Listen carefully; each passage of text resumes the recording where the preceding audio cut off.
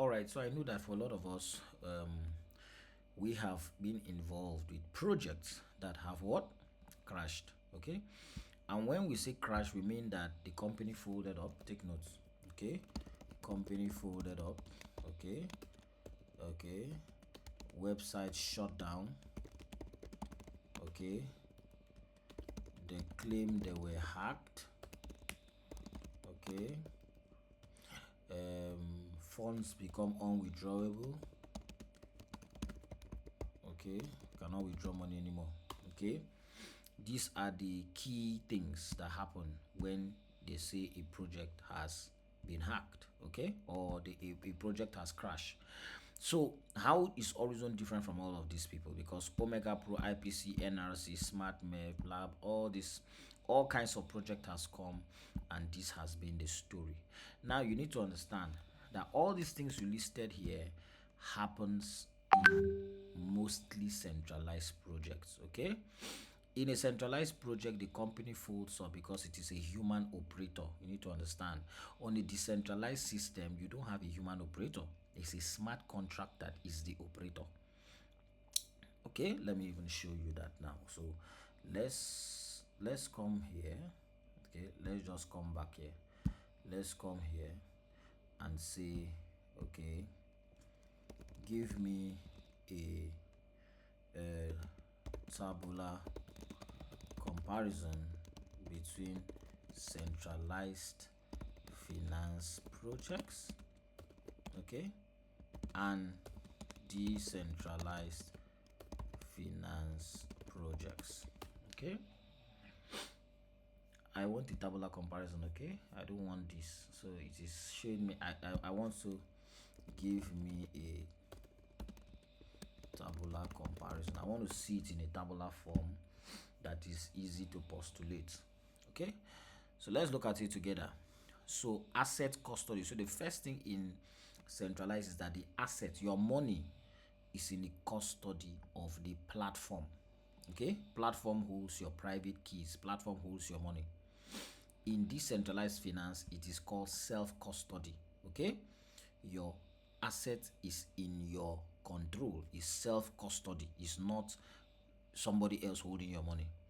Number two, in centralized, there's a mandatory identity verification. So there is KYC, there's always KYC. So whenever you see KYC, you know you are in a centralized platform. Okay, KYC.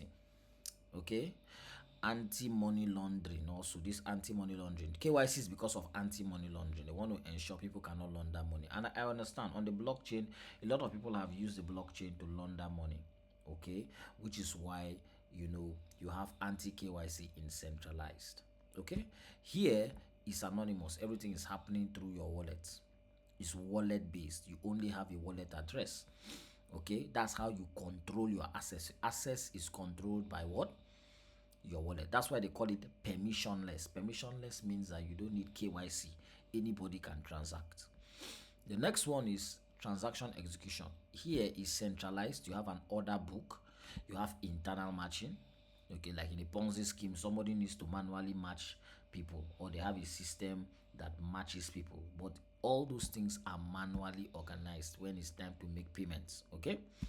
Now here, smart contracts and what is called automated market maker. So the main technology of DeFi 1.0 is the automated market maker. That is what allows you to trade on the blockchain, to buy a token, sell a token. All of those automated actions are possible because of the automated market maker. And then smart contract was a technology that was invented by Ethereum that allows the contract, gives the power to the contract to do things, okay, and remove human intervention. Okay, so take note, in decentralized is what? Smart contracts you are trusting. System transparency. In a centralized platform, it is a closed source system. Hidden internal ledgers. You can see their private transactions. There's no place you are going to go to see all the transactions that Omega Pro carried out in all their years of existence, or see the transactions on NRC, or see the transactions on IPC. There's no way. All of those things exist in their back office, and only the creators can see them. on decentralized, truly decentralized system, everything is open source code and it is on the chain. You can find every record is on the blockchain and you can trace and find every record. The only difference is you may not be able to associate any record to a particular wallet, but every record is identifiable. Okay, the governance model, okay, in centralized is what? A corporate board of directors, insiders, executive people, the executive CEOs. These are the people that make the decisions. Okay, in a decentralized in a decentralized system, who makes the decisions? The decentralized autonomous organization, a DAO. Okay, and this DAO is decentralized, no human intervention, autonomous, automatic, and then organization, smart contracts working together. Okay, what is the regulatory status? Here you have regulation, so you must have licenses. You must have a license, you must be registered, you must have insurance regulation. There are all kinds of financial authorities that regulate this niche. You know why? Because people cannot be trusted, and many times these people, these operators of centralized finance projects, have run away with people's money. And that's why when they run away, they have to get missing, they have to be hiding, they cannot be found anymore. Many of the owners of some of the big scams that have rocked Nigeria are all in hiding. Even the top leaders of Omega Pro are running away. Okay, now here on the decentralized system is largely unregulated, and the reason is because this is not controlled by human beings. So you come, who are the people you want to now come and hold to regulate, really? Because a smart contract is running the show, and the main reason for creating the decentralized systems was to avoid what? Government regulation. So it's largely unregulated. It's operating via what? Code. It's code that is doing the work. System outage. Here you have server downtime. They say they want to do company maintenance. Okay, you have company bankruptcy. Even the bank can freeze their assets, and when the bank freeze the asset, they cannot even pay again. Let's say they are caught that they are doing a Ponzi scheme. Okay, the regulator will come and freeze that asset. The regulator is not even going to pay people that invested, but because these people are operating illegally, they are going to be stopped and investors are going to suffer. That's the idea in anything that has to do with centralized. Okay, and they can have downtime because it's human beings that are in control. But when you come here, the main risk here is this: a smart contract. But let's say the smart contract has a bug, okay, or the protocol is hacked or exploited by the developers themselves. And the good news here is that there are things you can check to know whether the code, okay, has all these possible loopholes for exploits. Okay, I mean, for example, has Bitcoin been hacked? Has Ethereum been hacked? Has Bitcoin, has the blockchain gone on downtime since it started? Has it had a downtime where it went offline? Okay, how many projects do you know? Give me, how many projects do you know on the blockchain that was hacked, that the people lost money because of the bugs in the protocol? How many projects do you know? Okay, if you ask anybody now to bring a list, they will not be able to provide a list. Okay, why? Because those things don't happen frequently. You don't even hear of such things, that the blockchain went on downtime.